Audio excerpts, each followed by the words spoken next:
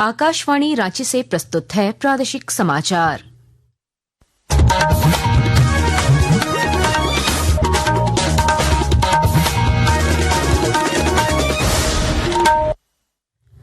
नमस्कार, प्रादेशिक समाचारों के साथ मैं कामिनी। पहले मुख्य समाचार।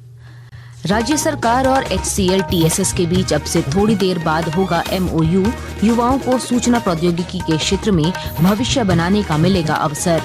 केंद्रीय मंत्री गिरिराज सिंह आज 2 दिवसीय दौरे पर आएंगे रांची। कल central Tasar and training institute के 61वें स्थापना दिवस कार्यक्रम में होंगे शामिल। जैक ने झारखंड शिक्षक पात्रता परीक्षा 2024 का विज्ञापन किया रद्द। अब नियमावली में संशोधन के बाद होगी परीक्षा। राज्य के सरकारी एम्बुलेंस कर्मी अनिश्चितकालीन हड़ताल पर गए। मरीजों की परेशानियां बढ़ी, स्वास्थ्य व्यवस्था प्रभावित।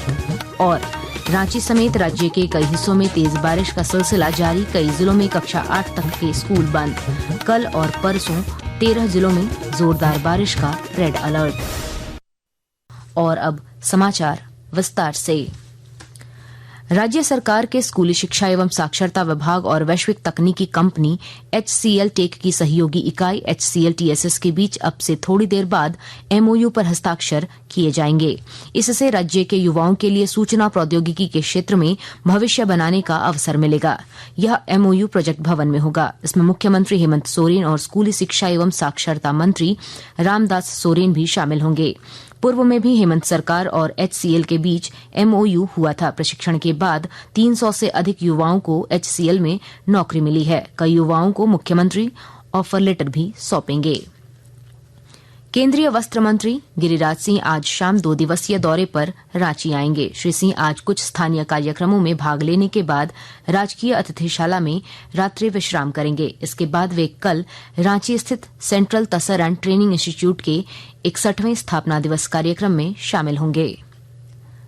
झारखंड एकेडमिक काउंसिल जैक ने झारखंड शिक्षक पात्रता परीक्षा JTET 2024 का विज्ञापन रद्द कर दिया है। बीते वर्ष जुलाई-अगस्त माह में इसके आवेदन लिए गए थे। करीब 3,65,000 ने आवेदन किया था। JTET नियमावली में संशोधन के बाद फिर से आवेदन लिए जाएंगे। पूर्व के आवेदकों को फिर से आवेदन शुल्क नहीं देना होगा। राज्य के 108 एम्बुलेंस कर्मी अनिश्चितकालीन हड़ताल पर चले गए हैं। एम्बुलेंस कर्मियों की हड़ताल की वजह से मरीजों को परेशानियों का सामना करना पड़ रहा है और स्वास्थ्य व्यवस्था प्रभावित हुई है। गिरिडीह में आंदोलन कर रहे एम्बुलेंस चालकों ने बताया कि उन्हें अब तक आउटसोर्सिंग कंपनी की ओर से न तो नियुक्ति पत्र दिए गए हैं और न ही वेतन में बढ़ोतरी की गई है।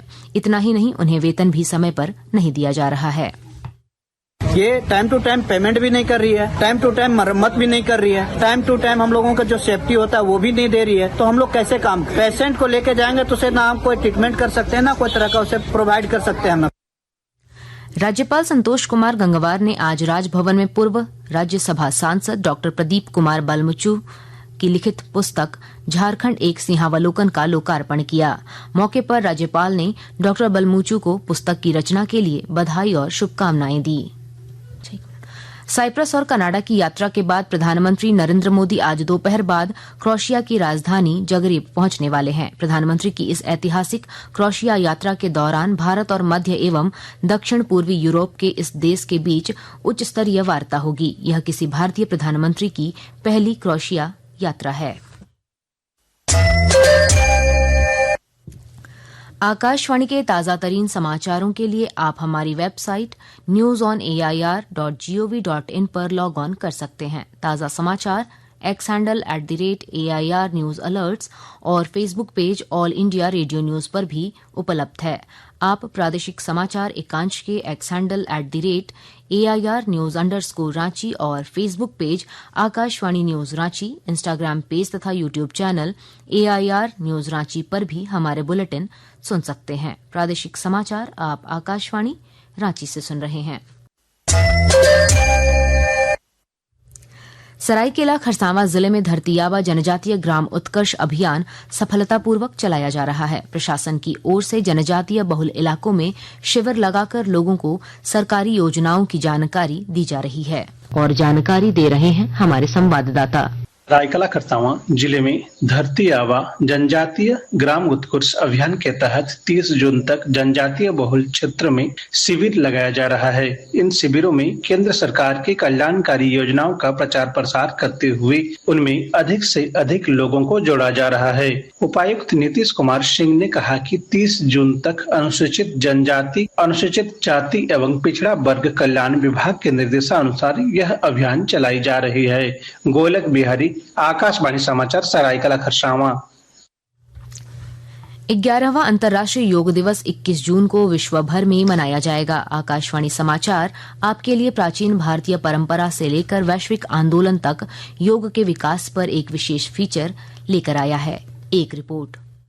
योग का इतिहास भारत की प्राचीन सभ्यता में गहराई से निहित है। ये सिंधु सरस्वती घाटी संस्कृति के आरंभ में एक आध्यात्मिक अभ्यास के रूप में शुरू हुआ और धीरे धीरे आत्म साक्षात्कार की दिशा में एक अनुशासित मार्ग के रूप में विकसित हुआ। कई वर्षों तक विद्वानों का मानना था कि योग की उत्पत्ति बौद्ध धर्म के उदय के दौरान लगभग 500 ईसा पूर्व हुई थी। हालांकि सिंधु सरस्वती घाटी सभ्यता से प्राप्त पुरातात्विक खोजों से पता चलता है कि योग बहुत पुराना है। समय के साथ यह अभ्यास के एक समृद्ध अनुशासन के रूप में विकसित हुआ। ये वेदों, उपनिषदों और बाद में पतंजलि के योग सूत्रों में प्रभावित हुआ। महाभारत के योग के गहरे संदर्भों से लेकर स्वामी विवेकानंद और BKS अयंगर जैसे महान गुरुओं द्वारा 19वीं और 20वीं सदी के पुनरुद्धार तक योग एक प्राचीन परंपरा से एक सार्वभौमिक अनुशासन में बदल गया। वर्ष 2014 में प्रधानमंत्री नरेंद्र मोदी ने संयुक्त राष्ट्र महासभा को संबोधित करते हुए 21 जून को अंतर्राष्ट्रीय योग दिवस के रूप में प्रस्तावित किया। इस प्रस्ताव को भारी समर्थन के साथ अपनाया गया। तभी से हर वर्ष 21 जून को विश्व भर में अंतर्राष्ट्रीय योग दिवस के रूप में मनाया जाता है। इस सप्ताह हम 11वें अंतर्राष्ट्रीय योग दिवस को मना रहे हैं, जिसका विषय है एक पृथ्वी एक स्वास्थ्य के लिए योग, जो एकता और कल्याण का संदेश देती है। कोई भी व्यक्ति चाहे किसी भी धर्म, जाति या राष्ट्रीयता का हो, योग उसे स्वस्थ, अधिक संतुलित और सार्थक जीवन जीने का मार्ग प्रदान करता है। विष्णु PS के साथ अमन यादव, आकाशवाणी समाचार, दिल्ली। सेंसेक्स और निफ्टी आज सुबह के कारोबार में मामूली गिरावट के साथ कारोबार कर रहे थे। समाचार लिखे जाने तक 30 शेयरों वाला BSE सेंसेक्स 243 अंक गिरकर 81,340 पर और NSE निफ्टी 50 अंक गिरकर 24,792 पर आ गया था। सर्राफा बाजार में आज रांची में 22 कैरेट सोने का भाव 91,600 रूपये प्रति 10 ग्राम है, जबकि चांदी की कीमत 1,14,000 रूपये प्रति किलो है। और अब मौसम का हाल। राज्य में मानसून का असर दिखने लगा है। राजधानी रांची समेत कई हिस्सों में तेज बारिश का सिलसिला जारी है। इससे जनजीवन प्रभावित हुआ है। सरायकेला, खरसावां और धनबाद समेत कई जिलों में कक्षा 8वीं तक के स्कूल बंद कर दिए गए हैं। मौसम विभाग ने कल और परसों 13 जिलों में भारी बारिश को लेकर रेड अलर्ट जारी किया है। मौसम वैज्ञानिक अभिषेक आनंद ने कल धनबाद, दुमका, जामताड़ा, पूर्वी सिंहभूम, सरायकेला, खरसावां, बोकारो और रामगढ़, जबकि 19 जून को रांची, रामगढ़, बोकारो, हजारीबाग, कोडरमा और गिरिडीह में भारी बारिश होने की आशंका व्यक्त की है।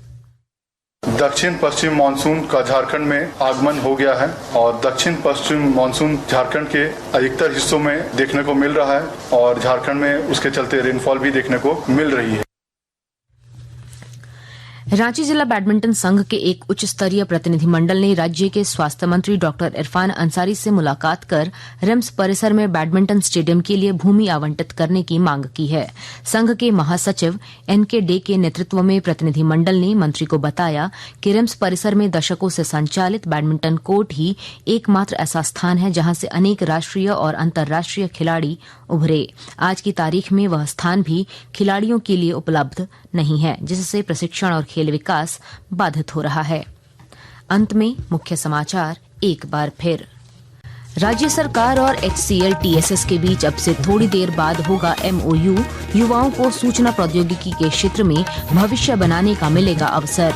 केंद्रीय मंत्री गिरिराज सिंह आज 2 दिवसीय दौरे पर आएंगे रांची। कल central Tasar and training institute के 61वें स्थापना दिवस कार्यक्रम में होंगे शामिल। जैक ने झारखंड शिक्षक पात्रता परीक्षा 2024 का विज्ञापन किया रद्द। अब नियमावली में संशोधन के बाद होगी परीक्षा। राज्य के सरकारी एम्बुलेंस कर्मी अनिश्चितकालीन हड़ताल पर गए। मरीजों की परेशानियां बढ़ी, स्वास्थ्य व्यवस्था प्रभावित। और रांची समेत राज्य के कई हिस्सों में तेज बारिश का सिलसिला जारी। कई जिलों में कक्षा 8 तक के स्कूल बंद। कल और परसों 13 जिलों में जोरदार बारिश का रेड अलर्ट। इसके साथ ही आकाशवाणी रांची से प्रादेशिक समाचार का ये बुलेटिन समाप्त हुआ। अगला प्रादेशिक समाचार बुलेटिन दोपहर 2:55 पर प्रसारित किया जाएगा। नमस्कार।